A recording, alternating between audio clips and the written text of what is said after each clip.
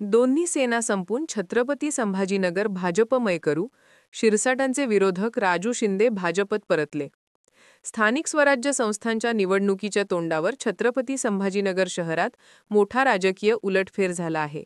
विद्यमान मंत्री संजय शिरसाट यांच्या विरोधात 2024ची विधानसभा निवडणूक लढवणारे आणि जवळपास 1 लाखांहून अधिक मते मिळवणारे राजू शिंदे यांनी शिवसेना ठाकरे गट सोडून पुन्हा आपल्या मूळ पक्षात भारतीय जनता पक्षात घरवापसी केली आहे.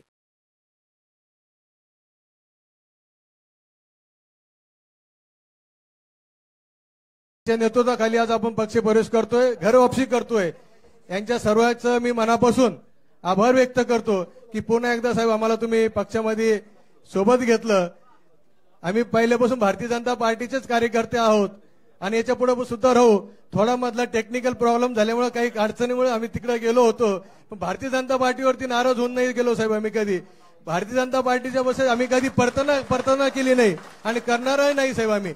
आम्ही फक्त आपल्या जीवावरती जे लोक मोठे झालेत आणि आपल्या ज्या कार्यकर्त्याची जे अवहेलना करतात त्यांना धडा शिकवण्यासाठी आम्ही बाजूला गेलो होतो साहेब. पक्ष निवडणूक लढवली होती, विधानसभेची 45,000 मतदान घेतलं होतं.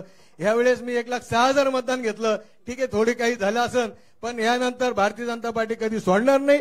आणि भारतीय जनता पार्टीचे आम्ही साहेब मी गेलो असलो तरी आजही माझ्या गाडीमध्ये घरामध्ये भारतीय जनता पार्टीचे कमळाची स्टिकर गमची आजही गाडीमध्ये माझ्या आजही घरामध्ये. आम्ही देवारातले देव बदलणार नाही साहेब. आमचा देव तेच होता, इथून पुढे सुद्धा देव तेच राहणार आहे.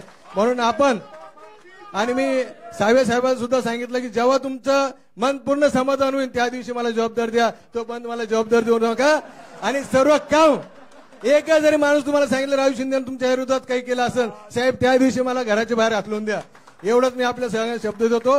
मला माहिती, मला खात्री साहेब 1 वर्ष झालं, कुठून जर तुम्हाला अजून जर माहिती मिळेल तर सांगा. परंतु भारतीय जनता पार्टीचं काम यापुढे साहेब एकदम ताकदीनं आम्ही करू, जसं आता करत होतो. याच्या पुढे बी याच्यापेक्षा दुप्पट ताकदीनं करू. आपला आशीर्वाद आपली ताकद आमच्या मागे जर असली तर एकही सेना आम्ही छत्रपती संभाजीनगरमध्ये शिल्लक ठेवणार नाही. एवढं